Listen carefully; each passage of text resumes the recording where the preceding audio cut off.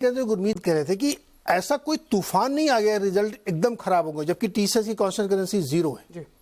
HCL technologies कह रहा है कि हम अपना टारगेट मीट कर लेंगे गिरने के बावजूद, कि हम अपने गाइडेंस को मीट करेंगे।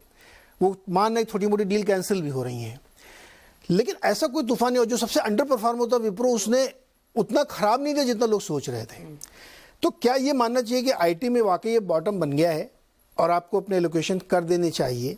हालांकि ये व्यू सिर्फ 2 दिन पहले तक लोगों का था कि नहीं इसको टच नहीं करने का। आपके क्या, आपने कुछ लिया 1-2 दिन में? लिया और ना कुछ लेने का, ना लेंगे ना नहीं विचार नहीं, क्योंकि नीरज जी कमेंट आप देखिए, टीसीएस के रिजल्ट ठीक ठाक थे। आपने कहा एचसीएल विप्रो बहुत वीक थे, जितना मेरा एस्टिमेट था उससे भी वीक थे। डिमांड एनवायरनमेंट डिटीरिएट हो रही है। दूसरा क्या है, जो सिंपल इनका बिजनेस मॉडल है ना नीरज जी, वही अंडर थ्रेट है। क्योंकि आप एआई के थ्रू स्टार्टअप्स हैं यूएस में जो ये सेम कोडिंग कर रहे हैं विदाउट एनी पीपल, जो ये लोग बिठा के करते हैं। तो अब कस्टमर जो हैं वो कह रहे हैं कि मैं आपको पैसा दूंगा, पर आप मुझे उसका ज्यादा आरओआई चाहिए। अब वो आरओआई आप अपने एग्जिस्टिंग मॉडल से क्रिएट नहीं कर सकते हैं कि आप और लोग बिठा दें, तो रिप्राइस करना पड़ेगा। अब आप देखिए टीसीएस ने कितने 550 लोग ऐड किए पूरे क्वार्टर में। ये नेट ग्रोथ है। तो ये आप एक वैल्यू स्टॉक को ग्रोथ का मल्टीपल कैसे दे सकते हैं? आप 25 टाइम का मल्टीपल एक ऐसी कंपनी को कैसे दे सकते हैं जो वैल्यू 5% भी ग्रो करने को तैयार नहीं है?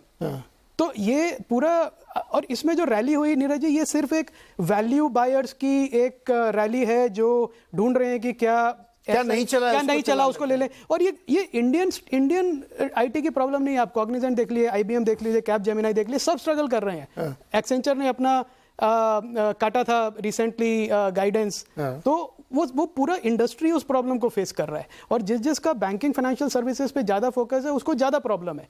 तो other than some value buying coming in, जिसकी वजह से थोड़ा रैली हो गई, मुझे नहीं लगता ये रैली फ्रैंकली सस्टेन करेगी। But at the same time मैं भी ये बात मानता हूं कि एक छोटा एलोकेशन 5-8% का आईटी सर्विसेज लार्ज कैप का पोर्टफोलियो में रहना चाहिए फॉर स्टेबिलिटी पर्पस। पर अगर आप ग्रोथ इन्वेस्टर हैं तो मुझे लगता है इन स्टॉक्स का नहीं, तो रादर बिजनेस के मोमेंटम चेंज पे, ये मोमेंटम बन रहा, चलो थोड़ा पैसा लगा देते हैं। तो इवन टीसीएस के जो नए सीईओ दिए उनको तो 1 महीने आगे की विजिबिलिटी नहीं है।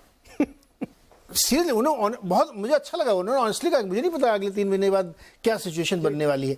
तो मेरे साथ खरीद कौन रहा है? देखिए 8-8% 2 दिन में चल जाना टीसीएस जैसे बड़े स्टॉक को, जिसका मार्केट कैप ही इतना ट्रिलियंस में है, तो ये कौन खरीद रहा है? फिर क्यों खरीद रहा है? ये मोमेंटम चाहिए, या जैसे अभी अभय ने कहा कि यार ये एक सेक्टर नहीं चला था यार, इसी को चला लेते हैं, ये वो था क्या? पॉसिबल है, शॉर्ट कवरिंग भी हो सकती है। शॉर्ट कवरिंग मार्केट में इतनी एक्टिविटी है कि ना, और ये मोस्ट, जैसे आपने कहा ना, ये मोस्ट डिसलाइक्ड सेक्टर था फॉर अ लॉन्ग टाइम। तो फंड्स भी अंडरवेट थे, आई एम श्योर इन्वेस्टर भी शॉर्ट होंगे, शॉर्ट कवरिंग आ सकती है।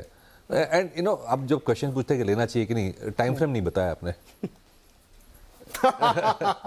अच्छा मान लीजिए दिसंबर तक लेना है, तो ये तो शॉर्ट टर्म हो गया। शॉर्ट टर्म में तो टेक्निकल बाउंसेस कुछ हो सकता है, अगर आप कहें कि 3 या 5 साल का व्यू लेके चलो, तो definitely domestic themes are better, domestic economy stronger.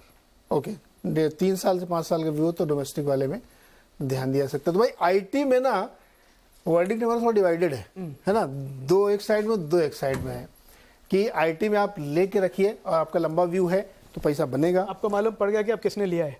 100% पता चल गया। मतलब